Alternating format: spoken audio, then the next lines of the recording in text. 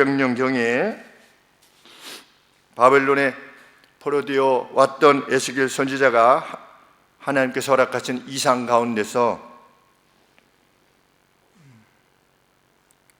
그 포로됨이 무엇으로부터 시작된 것인가, 그리고 그 최종적 결론은 무엇이 될 것인가에 대해서 듣고 보고 전한 내용이 바로 에스겔 선지서의 내용입니다. 에스겔 선지자는 포로되어 왔던, 자신도 함께 포로되어 갔는데 포로되어 왔던, 바벨론으로 왔던 유다 백성들에게 이 말씀을 전하게 된 것입니다. 그 고통이 무엇으로부터 촉발되었는가, 그리고 하나님의 이후의 계획은 어떠한가, 이러한 내용들을 알리시는 것입니다.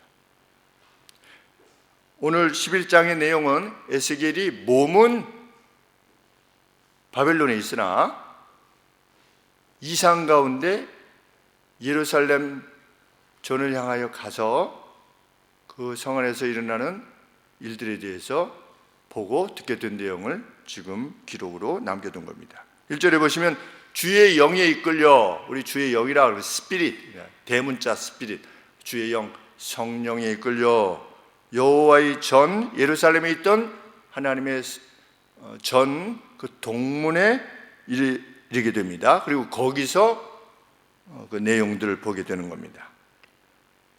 그가 문 입구에서 누구를 보았느냐? 25명 관료들, 이전에 그 내실에서 태양신에게 경배하고 있었던, 앞서서 태양신에게 경배하고 있었던 그 25명의 관료들을 보게 되는 것입니다.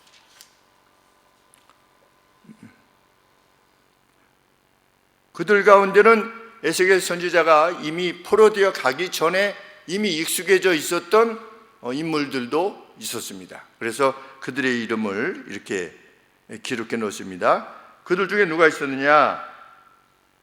그 중에 아수리 아들 야사냐와 브나야의 아들 블라디아가 있었다. 그러니까 4명에 대해서 다 알고 있는 것이죠. 에스겔이 자기가 이미 인식하고 있었던 어떤 존재인데,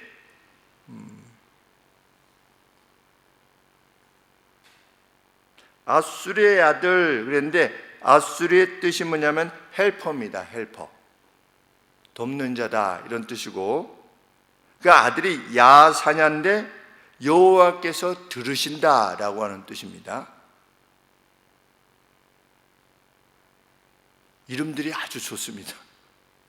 그 다음에 브나야, 여호와께서 세우신다. 그 다음에 아들 이름을 블라디아는 여호와께서 구원하신다. 이런 뜻들을 다 지니고 있는 아주 귀한 이름들입니다. 그런데 그러한 이름을 지녔던 이들이 여호와께서 말씀하신 그 길을 행하지 않았던 겁니다. 역설적인 상황인 것입니다.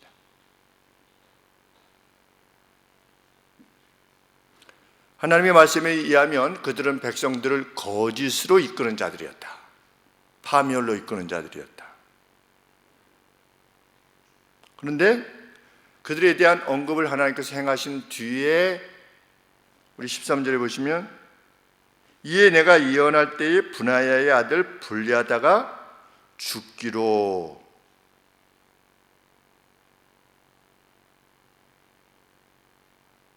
우리 13절에 브나야의 아들 그랬죠. 그런데 11장 1절에 브나야의 아들 블랴다를 보았으니, 25명 중에 25명 중에 블랴다라고 하는 인물이 있었는데, 에스겔 선지자가 이 이상을 보고 예언의 내용, 예언이라고 하는 것이 성경에 늘 말씀드리지만 참 예언이라고 하는 단어 자체가 우리나라에서 아주 별 좋지 않은 어떤 뉘앙스를 가지고 있기 때문에 foretell, 미리 앞으로 일어나는 일들에 대해서 말하는 것은 사실이지만 성경에서 말하는 예언은 앞에서 일어나는 일을 미리 말한다 해서 포르텔이 아니라 그것을 포함한 하나님의 전체적인 뜻, 하나님께서 원하시는 바, 이것이 무엇이냐를 이것과 일어날 일들과 함께 모아서 이렇게 전달하는 것을 성경에서는 프라페시라. 네, 우리 그래서 선지자를 나비라 이렇게 부르는데 메신저라고 하는 뜻입니다. 그래서 달리 말하면 13절에도 이에 내가 하나님의 말씀을 전했을 때, 하나님의 메시지를 전했을 때 이렇게 돼야 되는 것이 원래 맞는 것입니다. 예언이라고 하는 내용이. 그런데 전했을 때 어떻게 됐다? 그 25명 중에 한 명이 블레다가 죽은 겁니다. 그러니까 이 일이 반드시 이루어질 것에 대한 이상을 본 것입니다. 물론 이것 자체도 이상 내에서 이루어진 겁니다. 실제로 누구 죽고 안 죽고가 아니라 이상 내에서 이루어졌는데 이후에 이루어졌겠죠. 실제적으로. 그러면 그 블레다가 죽는 것을 보았을 때 선지자가 정말 두려움 가운데 이제 예루살렘에 남아있던 자들에게 미칠 그 재앙을 두려움 가운데 이 포로되어 왔던 형제 자매들에게 전할 수밖에 없었던 것입니다. 실질적인 내용은 예루살렘에서 벌어지는 일들인데 이 일들에 대해서 이렇게 될 것이다 라고 하는 것을 알리는 대상은 포로되었던 유다 백성들이었던 것입니다. 그러니 얼마나 슬픈 일이었겠습니까?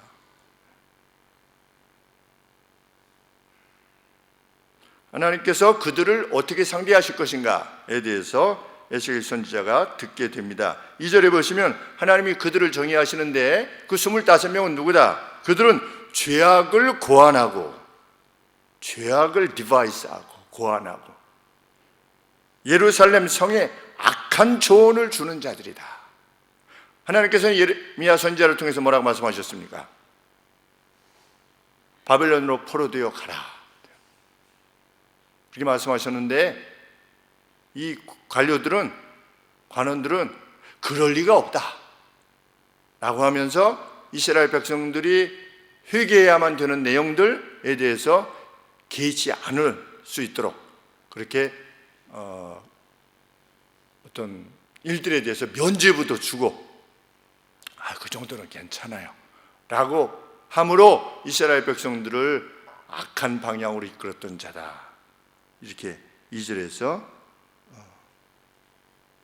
하나님께서 그들을 정의하십니다. 그러면서 하나님은 그들이 어떤 자들이다? 3절에 보시면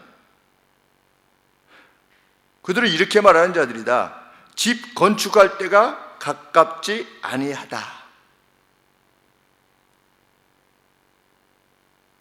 예레미야 선지자가 포로된 백성들에게 이것 때문에 좀 늦었습니다. 이 본문이 해석이 안 돼가지고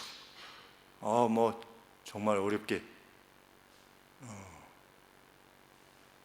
집 건축할 때가 가깝지 아니하다. 그럼 이 집이 건축한다. 예레미야 선지자가 포로되어 왔던 이스라엘 백성들에게 유다 백성들에게 무엇을 말했냐면 집을 건축해라 그랬습니다. 바벨론에 집을 건축해라. 왜? 곧 돌아갈 것이 아니기 때문에 여기서 어느 일정 기간 동안 여기 우리가 살아야 된다. 그러니까 집을 짓고 안락하게 여기서 하나님이 우리가 여기서 함께 하실 것이니 여기서 집을 지어라 이랬는데 이들이 뭐라고 얘기하는 겁니까? 집을 지으라고 집 질 때가 아니야. 포로되어 간 사람들이나 집을 지으라고 그래. 지네들끼리 거기서 잘 먹고 잘 살라고 그래. 이런 식으로 조롱한 겁니다. 이 25명이. 이 뒤 내용은 더 어렵습니다. 이것이 가마가 되고, 가마가 뭐냐면 솥입니다. 솥이 되고 우리는 고기가 된다 하나니. 굉장히 어려운 말이죠. 신학자들이 해석해 놓지 않으면 도저히 이해할 수 없는 그리고 이 본문 자체가 어렵기 때문에 신학자들이 어려움을 겪고 있는데,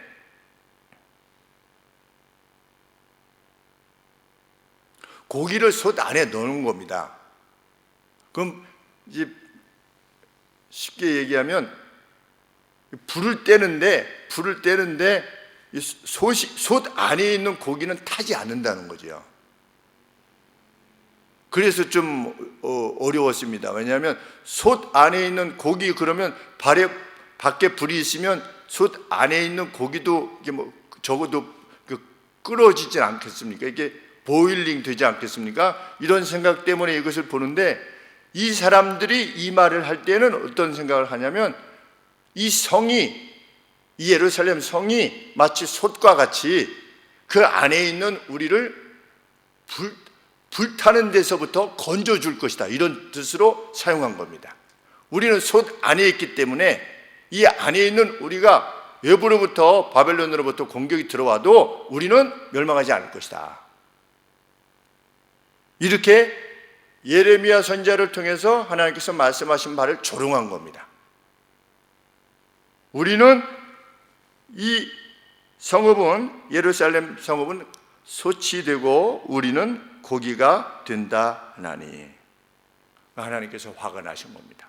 그러므로 인자야 에스겔아, 너는 그들을 대적하여 어게인스트에서 예언하고 예언할지니라.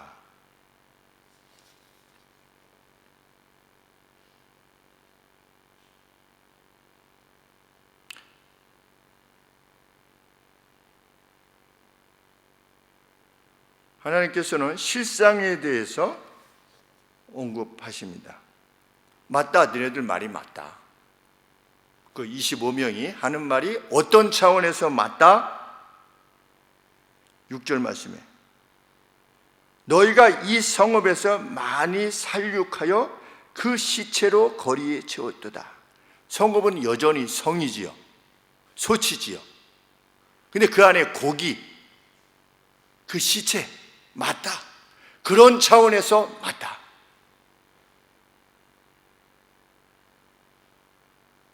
(7절) 말씀에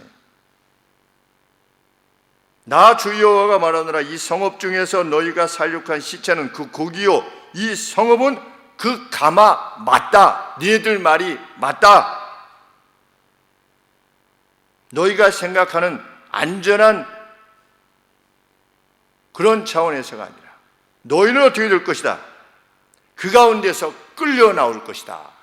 그 솥으로부터 끌려 나오게 될 것이다. 8절 말씀에 너희가 무서워하는 칼을 너희에게 임하게 할 것이다. 9절 말씀에 너희를 그 성읍 가운데서 끌어내어 타국인의 손에 붙여서, 바벨론에 붙여서 너희에게 벌을 내릴 것이다. 너희가 칼에 엎드려져 죽을 것이고, 어디까지 내가 그 칼이 미치게 할 것이다? 이스라엘의 볼더까지, 이스라엘의 어떤 경계 끝까지, 그러니까 이스라엘 전역에, 남유다 전역에 그 칼이 미치도록 할 것이다. 10절 말씀에 너희가 칼이 엎드려질 것이라. 내가 이스라엘 변경까지 너희를 심판할 것이다. 그것을 통해서 너희가 나를 여호와인 줄 알게 될 것이다. 무서운 말씀을, 경고의 말씀을 하나님께서 행하시는 것입니다. 그 이유가 뭐냐? 12절 말씀에 너희가 나를 여호와인 줄 알리라. 너희가 내 율례를 행치 아니하며 규례를 지키지 아니하고. 참 오래 들어도 이게 무슨 뜻인가? 그래서 오늘 좀 살펴보았습니다. 이것도 좀 시간이 걸렸는데, 너희가 내 율례를 행치 아니하며 규례를, 근데 율례는 뭐고 규례는 뭐냐? 그래서 이렇게 저렇게 그 정의들을, 도대체 그 차이가 무엇인가를 살폈는데 대부분 비슷비슷합니다. 그 말이면 뭐하러 성경에서 이렇게 양쪽으로 갈려서 행했겠습니까? 그런데 그 율례는 뭐라고 되어 있냐면 스태튜라고 되어 있습니다. 스태튜, 법령이에요. 법령, 조례, 명령 이런 뜻이고, 그 뒤에 규례는 올디넌스라고 했는데 이것도 법령 규례예요. 그 우리 한글 번역에는 똑같이 나와요. 그래서 구글에 들어갔어요. 구글 들어가서 이렇게 쳤죠. Statute and Ordinance, 그러니까 the difference, 그러니까 difference, statute, ordinance in the Bible 이렇게 치면 쭉 나와요. 몇십 개가 나름대로 연구한 내용들이 쭉 나옵니다. 그래서 살펴보니 궁극적 결론이 뭐냐? 스태튜라고 하는 것은 율례라고 하는 것은 어떤 상황 가운데서 하나님께서 이렇게 하라라고 하는 명령입니다. 가령 예를 들어서 안식일에는 불을 피우지 말라, 이런 명령입니다. 그러니까 시민법입니다. 그러니까 시빌로라고 보통 얘기하는데, 원수가 소에다 짐을 싣고 가는데 넘어지면 어떻게 해라? 반드시 그를 도와서 이렇게 세워라. 이런 명령들, 이 율례입니다. 하나님께서 주신. 그럼 규례, 오디넌스는 뭐냐? 이것은 의식, 라이트에 관계되어진 겁니다. 하나님 옆에 경배할 때는 제사장은 어떻게 하고, 제사는 이렇게 하고, 제물은 이렇게 하고, 이러한 내용들에 대해서 언급되어진, 그래서 율례와 규례, 율례, 이걸 먼저 생각하면 되겠습니다. 우리 개인이 어떻게 행동할 것인가? 규례, 그러면 이 어떤 경배할 때 하나님께 어떠한 모습으로 나아가서 어떻게 행할 것인가에 관계되어진 내용인데, 남유다 백성들이 이 둘 다를 완전히 무시하고 반역했다는 겁니다. 그러면 율례와 관계되어져서 가장 행했던 악의 가장 큰 것은 무엇이었습니까? 항상 한마디로 폭력이죠. 율례와 관계되어져서 폭력이야말로 하나님께서 가장 싫어하시는 겁니다. 누구의 자유를 빼앗는 것, 그것만큼 폭력이 없는 것입니다. 그래서 지금 이 시기가 많이 걱정되는, 왜 자꾸만 빅브라더에서 뭐라고 하는가? 왜 국가가 개인의 자유를 빼앗는 것에 대해서 왜 그렇게 성경적으로 문제를 삼아야 되는가? 하나님께서 세상을 창조하실 때 완전한 자유를 허락해 주셨습니다. 심지어 어떤 자유도 허락해 주셨다? 먹을 것이냐 말 것이냐에 대해서도 하나님께서 그 결정권을 누구에게 줬다? 아담과 하와에게 주셨습니다. 그만큼 우리는 하나님의 이미지를 천부로부터, 하나님 아버지로부터 부여받은 영광스러운 존재들입니다. 우리가 자유를 빼앗기, 하나님의 주신 그 본질, 인간으로서의 본질을 상실하는 것입니다. 그 대표적인 건 무엇이냐? 폭력입니다. 교회가 폭력을 당하고 있죠, 지금. 그래서 정말 잠이 잘 안 오는 것입니다.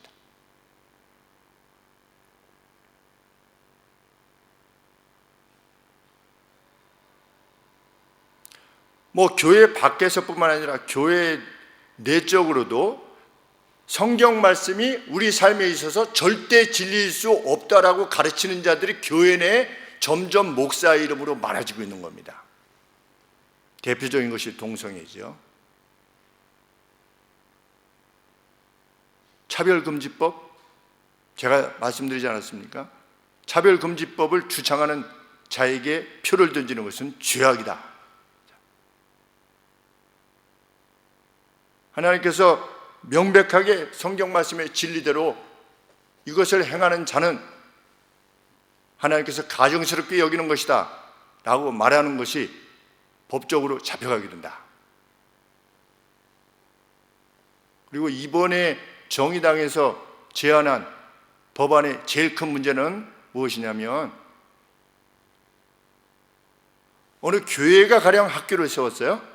학교를 세웠는데 동성애자가 학교 선생님으로 지원하는 겁니다. 그러면 받아야 됩니다. 이번 법이. 다른 법은 이렇게 저렇게 해석할 수 있습니다. 뭐 목사가 이전에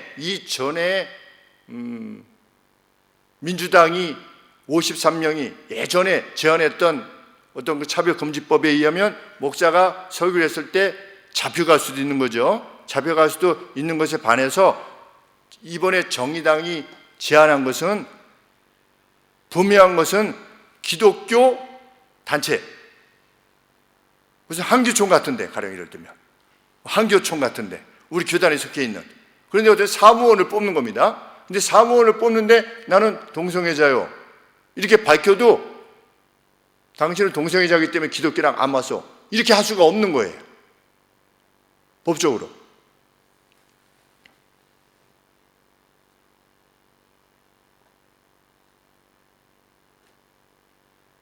그것이 옳지 않다라고 말할 수 있는 자유도 있어야 되고, 옳다라고 말할 수도 있는 자유가 주어진, 그것이 하나님께서 본래 우리에게 주신 것입니다. 우리는 우리의 길을 가야 됩니다. 그런데 무서워서 뒤로 물러나면 그것은 타협이지요. 이 유다 이 25명의 관원과 다를 바가 없을 것입니다.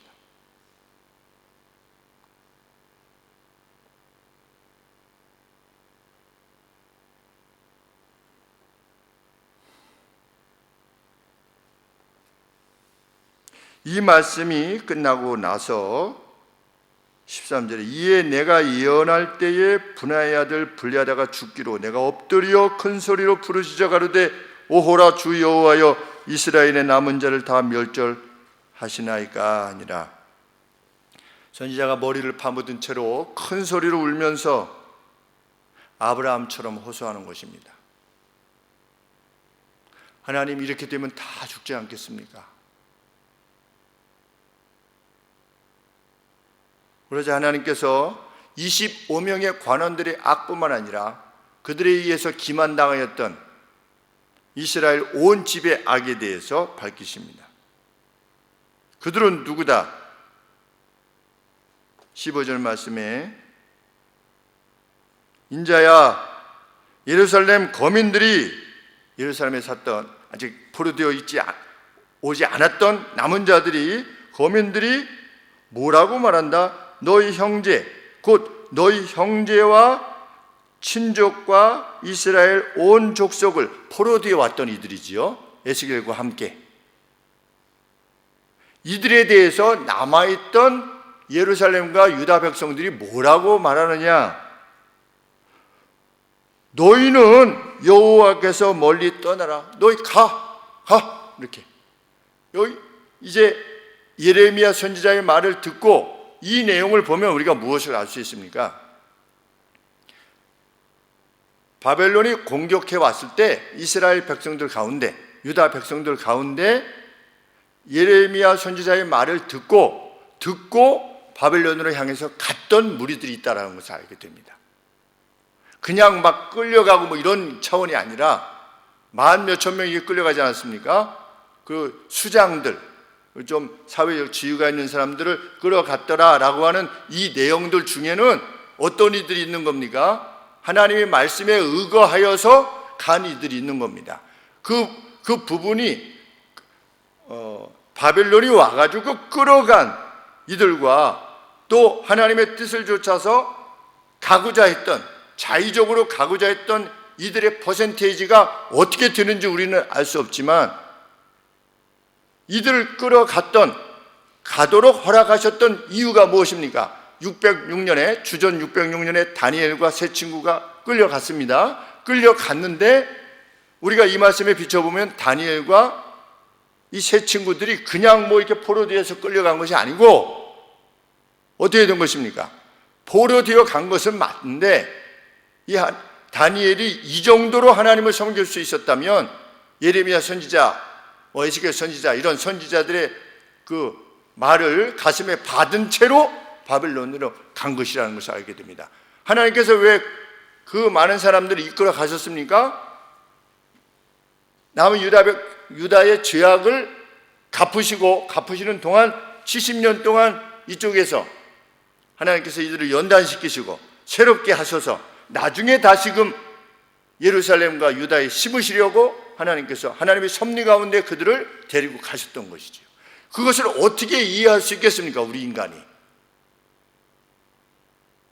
일제 36년이 6.25 전쟁이 하나님의 어떤 섭리 가운데 이루어지는 것을 우리가 어떻게 알 수 있으며, 코로나 사태가 실로 무엇에 의해서 허락되어지는지 우리가 어떻게 알 수 있겠습니까?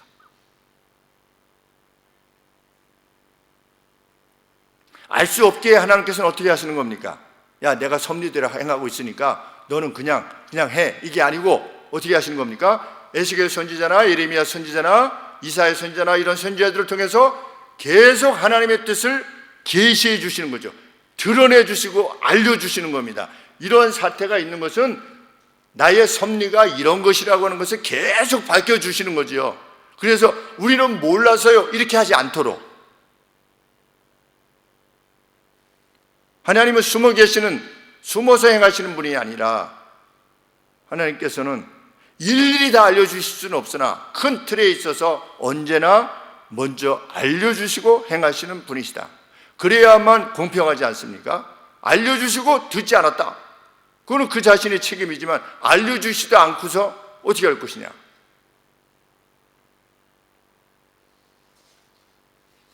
그들이 뭐라고 말했다?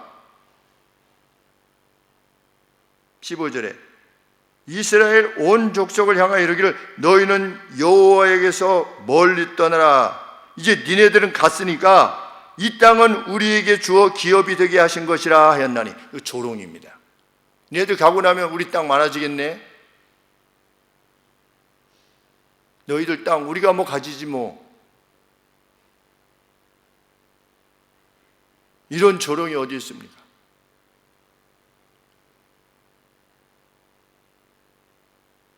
그들은 하나님을 섬기지 않았던 자들입니까? 하나님을 섬겼던 자들이었습니다.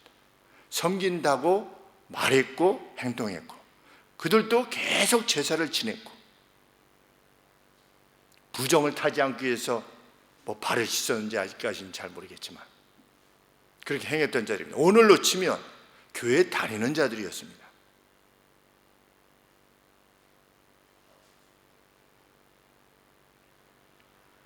하나님께서 뭐라고 말씀하십니까? 그들이 너희는 여호와로부터 멀리 떠나 그랬는데 16절에 그런즉 너는 말하기를 주 여호와의 말씀에 내가 비록 그들을 멀리 이방인 가운데로 쫓고 열방에 흩뿌렸으나 그들이 잃은 그 나라들 가운데 내가 친히 그들의 성소가 되어줄 것이다. 성소가 어디 있는데요?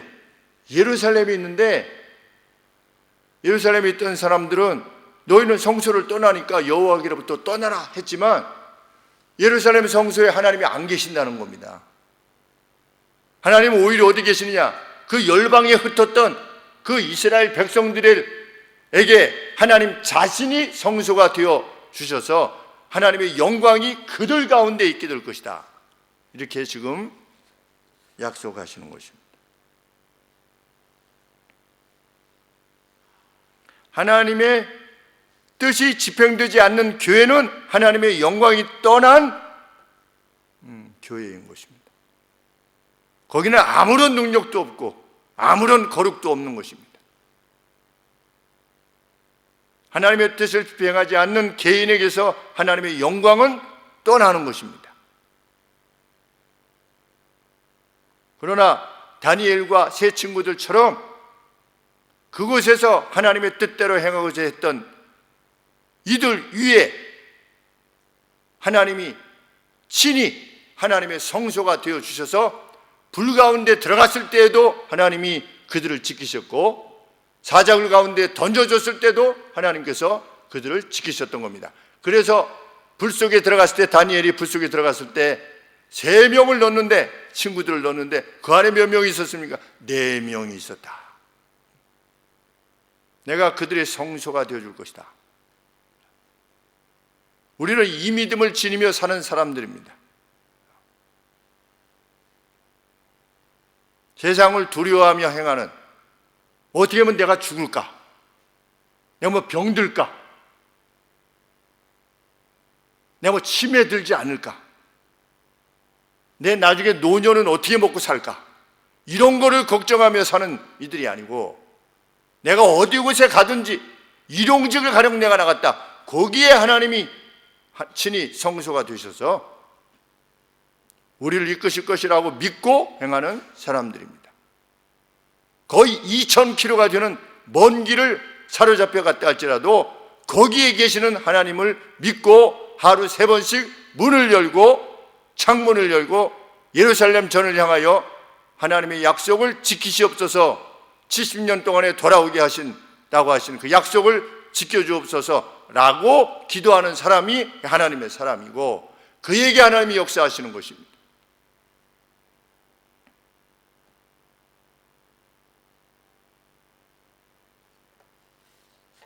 그러면서 하나님의 섭리가 무엇인가를 알려주시죠. 17절에 너는 또 말하기를 주 여호와의 말씀에 내가 너희를 만문 가운데서 모아가지고, 다 흩뿌리셨으니까, 그런데 돌아올 때 어떻게 할 거다?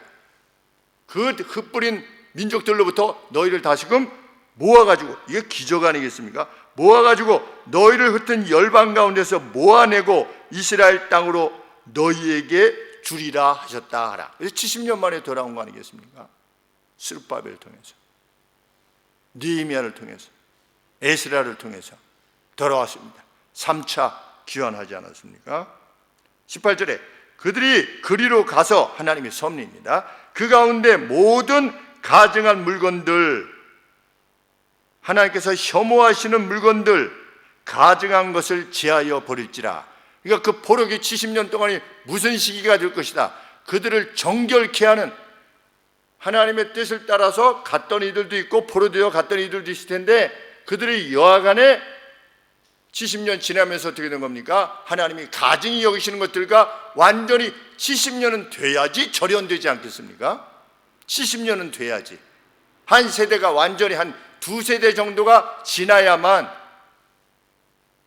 그것을 행하는 것과 절연이 될 수 있기에 하나님께서 그리 행하실 것이고, 그 다음에 19절에 내가 그들에게 일치된 마음을 줄 것이며, 이스라엘 백성들은 멸망할 때에 이스라엘 백성들은 어떤 마음을 지녔습니까? 각기 제 소견에 옳은 대로 행하는, 각기 자기의 이익만을 추구했던 하나님의 백성인데, 참 이런 것을 생각해 보면 오늘의 교회들이 이런 차원에 있어서는 멸망했던 유다 백성들의 마음과 다를 바가 없다라고 하는 생각이 들게 되는 것입니다. 왜? 원 마인드가 아니에요. 하나의 마음, 일치된 마음. 그런데 유다 백성들이 그랬던 겁니다. 그런데 70년이 지나면 너희가 어떤 마음이 될 것이다? 원 마인드가 될 것이다. 하나의 마음이 될 것이다. 어떤 점에 있어서? 하나님의 나라와 하나님의 백성을 위하는 마음에 있어서 하나의 마음이 될 것이다. 내가 그들을 그렇게 연단시키시고 거기서 훈련시킬 것이다. 그래서 19절 말씀에 그 속에 새 영을 주며 그 몸에서 굳은 마음을 제하고 돌 같은 마음, 마인드 오브 헐트 오브 뭐라고? 네, 헐트 오브 스톤 그랬습니다. 돌의 마음, 그 딱딱해진 마음. 하나님의 말씀을 그렇게 들었어도 그건 그렇지 뭐. 그거 우리가 어떻게 하라고 해? 저건 목사님 생각이야. 이런 저 예레미야 생각이야. 에스겔. 그런 돌 같은 마음을 제하여 버리고 무슨 마음을 줄 거다? 부드러운 마음을 줄 것이다. 살 같은 마음을 줄 것이다. 우리 이 살이 얼마나 부드럽습니까? 이 살 같은 마음을 주어서, 살 같은 마음, 어떤 차원에 있어서의 부드러운 마음입니까? 하나님의 뜻을 전달받았을 때 그것을 기꺼이 행하겠노라고 하는 그런 살 같은 마음을 내가 그들에게 줄 것이다. 그러니까 우리가 괴로움이 올 때, 어떤 삶에 있어서 고통이 올 때 그것이 죄로 인한 고통이 아닌 것만 혹 분명하다면 하나님께서 우리를 연단시키시는 것입니다. 그래서 20절에 내 율례를 좇으며 내 규례를 지켜 행하게 할 것이니 그들은 내 백성이 되고 나는 그들의 하나님이 되리라. 이것이 결정적으로 가장 분명히 행해졌던 때가 언제입니까? 초대교회 성령 강림 있은 이후에, 이제 70년 동안도 훈련시키셨지만 하나님께서 이 70년 뒤에도 늘 하나님께서 예언하실 때는 어떻게 행하십니까? 가까운 미래에 대해서 예언을 하시고 또 먼 미래에 대해서 예언을 하십니다. 가까운 미래, 그들의 마음을 정결케 하시고 이루신 것처럼 이 뒤에 성령 강림 이후에 예루살렘 교회, 그들이 어떤 마음이었다? 하나의 마음이었다. 그래서 어느 정도로 하나의 마음이었다? 자기의 재산을 자기의 것으로 아는 사람이 없었다. 그것이 원 마인드였습니다. 자기 재산을, 자기 통장을 이거 내 통장이야 라고 말하는 사람이 없었다. 오늘날 집에서도 통장이 2개인 집안이 있지 않습니까? 엄마 통장, 아빠 통장, 이런 차에. 아니 어떻게 부부가 남편 통장이 따로 있고 부인 통장이 따로 있을 수 있어요?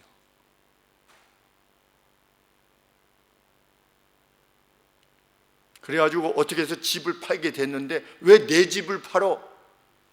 아니 집안일로 인해서 집이 2채가 있다면 이거는 남편 집 이름이 되어 있고 부인 집으로 되어 있는데 이걸 돈을 마련해야 될 때가 됐어요. 그러면 이 집을 팝시다 이렇게 하면 왜 내 걸 팔아요? 당신 걸 팔지. 이게 무슨 부부입니까?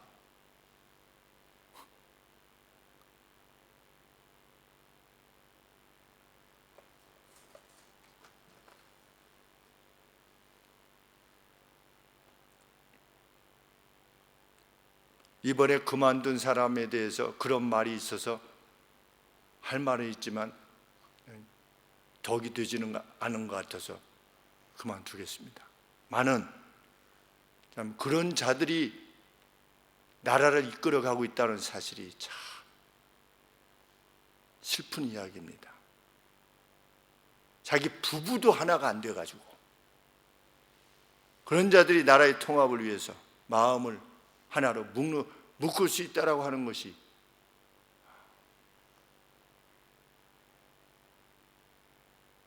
우리 하나님의 사람은, 제가 최근에 그런 생각들이 들었습니다.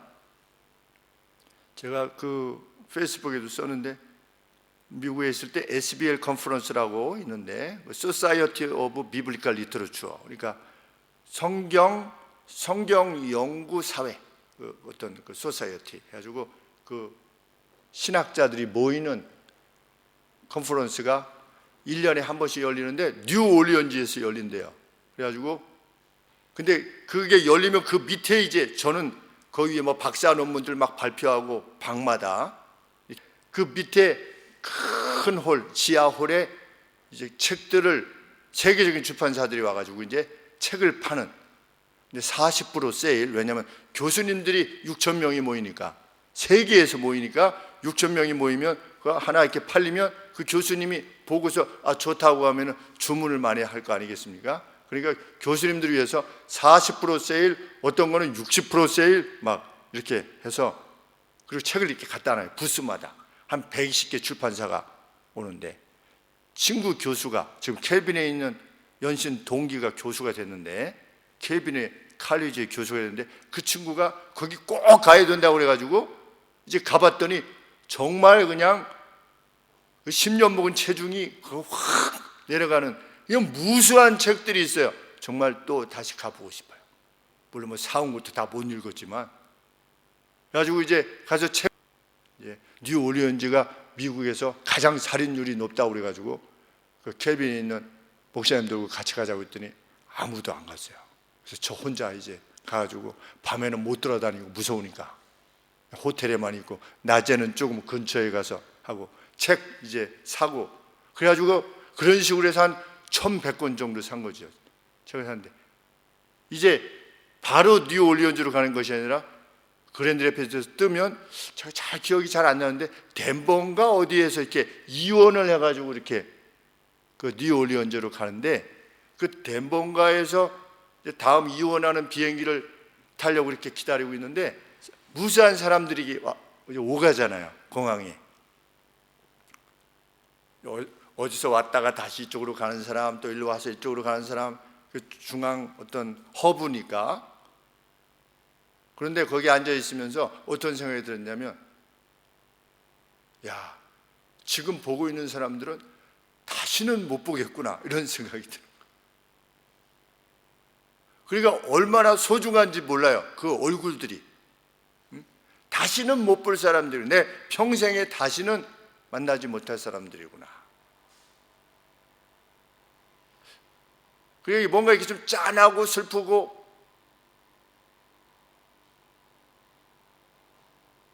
비긴 어게인이라고 하는 음악 프로그램이 있죠. 요새 소양 CCM 가수였던 소양 씨가 나온 국내 비긴 어게인이라고 하는 거기 나오는데 무슨 마지막 회라고 해가지고 저 몽고에서 목사님 따님이 가수가 된 그 젊은 여성 가수가 우리 하연이 닮은 문하연이 닮은 그 가수가 이렇게 있는데 그 가수가 노래를 부르고 나서 막 울어요. 그러니까 왜 우냐 그러니까 이게 마지막이라고 생각하니까 이제 다시금 이게 못 만날 거라고 이게 팀 멤버들 이렇게 못 만날 거 생각하니까 슬퍼서 운다고 그러는데 저도 그 생각이 들더라고요. 아 목사님 딸 맞구나 이런 생각이 잘 들더라고요.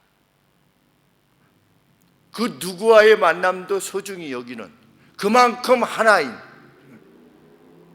내가 관계를 했던 관계되지 않았던 뭐 나에게 이익을 줬냐 안 줬냐 이것도 떠나서 그 누군가의 만남 참 불교 용어로 찰나의 만남 옷깃만 스쳐도 인연이라고 그러는데 그거 귀한 말이죠. 사실은 기독교적으로도 우리 신앙에 있어서 옷깃만 스쳐도 인연이라고 하는 뜻이 무슨 뜻이겠습니까? 소중한 존재다 서로 간에. 그런데 이 유다 백성들은 같은 하나님의 백성인데도 불구하고 거기에 폭력이 있었고 압제가 있었고 자유를 빼앗고 타락이 있었고 뇌물이 있었고 교회 오늘날로 치면 교회 내 그만큼 각각의 마음을 가지고 있었다는 거죠. 그 사람이 하나님의 사람이냐 아니냐를 가장 명확하게 보여주는 건 뭐냐? 이런 하나의 마음이 있느냐. 내 통장의 돈이 내 것이라고 여겨지지 않는 사람 그 사람이 진짜 하나님의 사람인 것입니다. 늘 쓰기에 배고파 하는 사람 주머니에 뭐가 들어오면 늘 누굴 주려고 하는 사람 후배들을 챙기고 노인들을 챙기고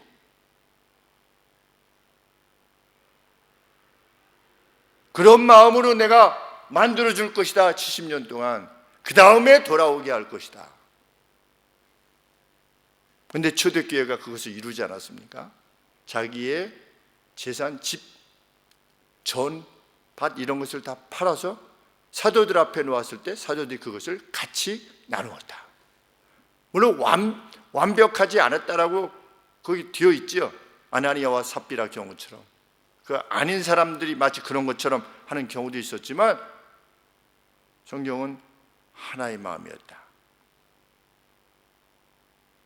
교회는 교회 하나님의 영이 거하시느냐 거하시지 않느냐 여부는 그것에 의해서 결정나는 겁니다.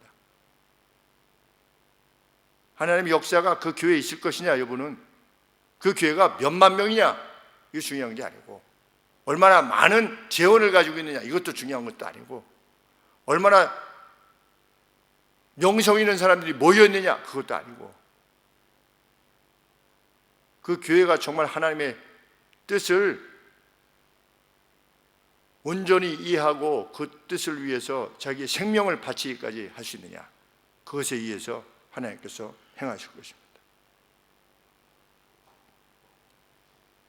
21절, 그러나 미운 것과 내가 혐오하는 것과 가증한 것들을 마음으로 쫓는 자들은 내가 그 행위대로 그 머리에 갚으리라. 현재적 심판을 반드시 행할 것이다. 하나님께서 싫어하시는 것을 그토록 옹호하려고 하는 자들을 현재적으로 갚으실 것이다 라고 하는 말씀입니다.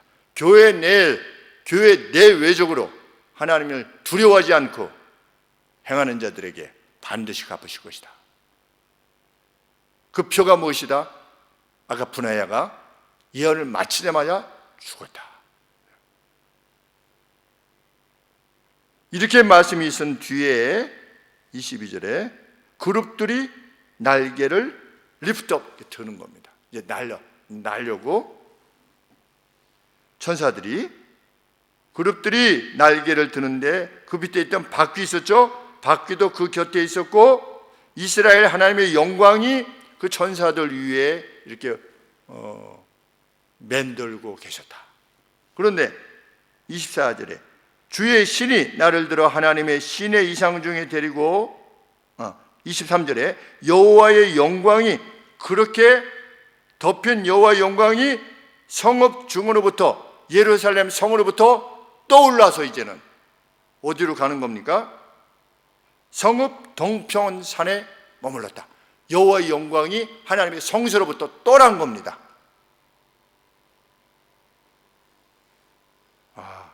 이제 심판이 임할 것입니다. 이 여호와의 영광이 성읍 동편산에 머물고 그랬는데 주석에 보니까 이게 감람산이다. 올리브산. 이 올리브산에서 예수님이 후에 약 600년 뒤에 오신 예수님께서 예루살렘 성의 파멸을 또다시 예언하셨습니다. 그 산이 감람산입니다. 누가복음 21장 37절에 보시면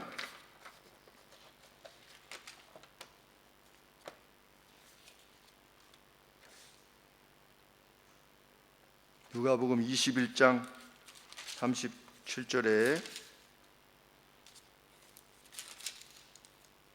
예수께서 낮이면 성전에서 가르치시고 밤이면 나가 감람원이라고 하는 산에서 쉬시니 이 산이 여호와의 동편에 있는 산 감람산인데 거기서 무엇을 선언하셨습니까?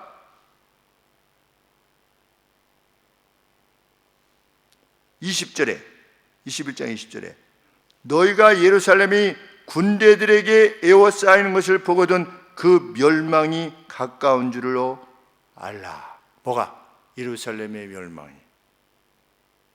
그때 유대에 있는 자들은 산으로 도망할지며 성내에 있는 자들은 나갈지며 촌에 있는 자들은 그리로 들어가지 말지어다. 이 날은 기록된 모든 것들을 이루는 형벌의 날이니라. 그날에는 아이 벤 자들과 젖먹이는 자들에게 화가 있으리니 이는 땅에 큰 환난과 이 백성에게 진노가 있겠음이로다.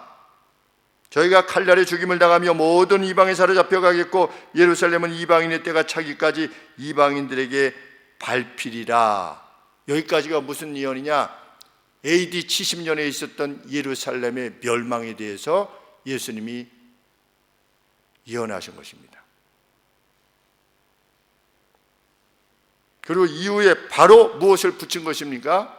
최후의 심판에 대해서 주님께서 바로 붙이신 것입니다. 1월 성신에는 징조가 있겠고 아까 말씀드렸듯이 가까이 있는 예언을 하시고 멀리 있는 예언을 같이 이렇게 뚫어보시는 것입니다. 예수님께서 어디서 이 선언을 하셨는가? 예수님께서 예루살렘 동편산 올리브산에서, 여기 하나님의 영광이 어디에 머물렀다? 올리브산에 머물렀다. 이제 성에 대한 최후의 파멸의 선언이 있었던 것입니다.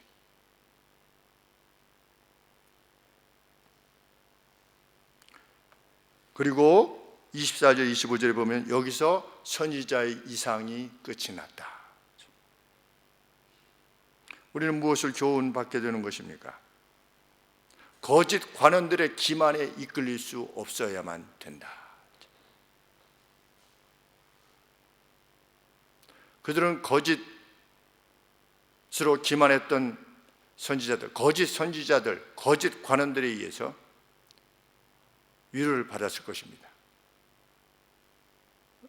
하나님의 성소가 여기 있는데 우리가 멸망당할 이유가 있어? 라고 했던, 하나님이 바벨론에게 함락되는 것을 결코 허락지 아니하실 것이다, 저 에스겔, 저 예레미야, 저 거짓 선지자들이다 라고 했을 때 그들은 그들의 말을 더 따랐을 것입니다. 오늘 시대는 정말 위험합니다. 이 시대는 정말 위험합니다. 특별히 영적인 가치에 있어서 그러합니다. 교회가 견고한데 나라가 좀 문제가 있다, 그러면 문제가 되지 않습니다. 교회가 견고한데, 왜? 그것은 교회의 죄악으로 인한 하나님의 심판이 아니기 때문에. 그런데 교회의 모습이 성경에서 말하고 있는 유다의 모습과 점점 가까워지게 되면 두려움이 커지는 겁니다. 성도들을 서로 하나로 여기지 않는다. 성도들의 슬픔과 기쁨에 같이 동참하려 하지 않는다.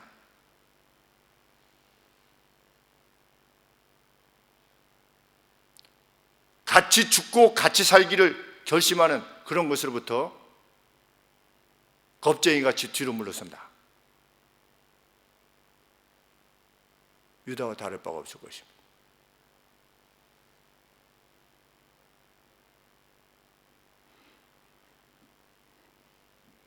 이후에 하나님께서 밝히신 바대로 그대로 치유를 맞이하게 됩니다. 그것들은 분명 그들의 죄악의 결과였습니다. 경고했으나 받아들이지 않았습니다. 그 거짓 관원들과 백성들 모두는 멸망되었습니다. 하나님은 약속대로 70년 뒤에 백성들을 되돌리셨고 그들을 새롭게 세워나가셔서 하나님 나라를 이루셨고 그 가운데 예수 그리스도를 보내주셨습니다.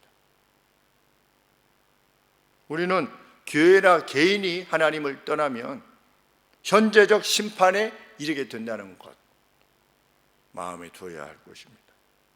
그런데도 이 사회가 어떠한다 할지라도 그 누가 하나님의 온전한 뜻을 따라 행한다면 하나님께서 그를 반드시 지키실 것이다.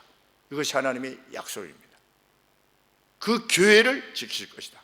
우리가 개인으로서 지킴을 받을 것이냐, 교회로서 지킴을 받을 것이냐, 더 큰 목적을 향해서, 목표를 향해서 나아가는 우리가 되어주기를 원합니다. 하나님의 그 영광이 우리 교회에 임하게 된다면 우리로 인해서 교회 내에 있는 모든 이들이 동일한 복을 받게 되는, 그리고 저희 교회가 속해 있는 시찰과 노예와 저희 교단이, 우리 한국교회가 복을 누리게 되는 은총을 입게 될 것입니다. 기도하겠습니다. 역사의 주인이 되시는 하나님 아버지, 이토록 하나님이 행하시고자 하는 바에 대해서 세세히 알리셨음에도 불구하고 유다는 멸망했습니다.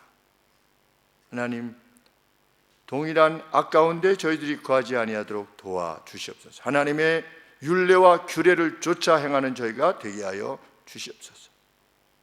행동하는 것이 예배라고 하는, 결코 성경이 가르치지 아니하는 아버지 발을 행하며 무슨 운동을 통해서 교회의 세를 확장시키려 하는 자들로부터, 그들의 가르침들로부터 우리를 지켜주시기를 진실로 소원합니다. 하나님께 드려야만 되는 마땅한 경배가 있으며 그 경배 가운데 주시는 하나님의 말씀을 통하여 우리의 삶을 바꿔나가는 하나님의 율례를 행하게 되는 저희가 될 수 있도록 도우시고, 그러한 저희를 통하여 이 땅이 복을 받게 되는 역사를 이루어 주시옵소서. 코로나 사태뿐만 아니라 하나님 교회를 핍박하는 이 핍박에 대해서도 주여 우리를 긍휼히 여겨 주시옵시고, 저희들 각각이 저희들 자신을 주 앞에서 성결케 하게 하여 주시옵시고, 그 성결케 된 손과 심령으로 아버지 앞에 이 땅을 위해서 구하는 저희들 모두가 되게 하여 주시옵소서. 예수 그리스도 이름으로 기도합니다. 아멘.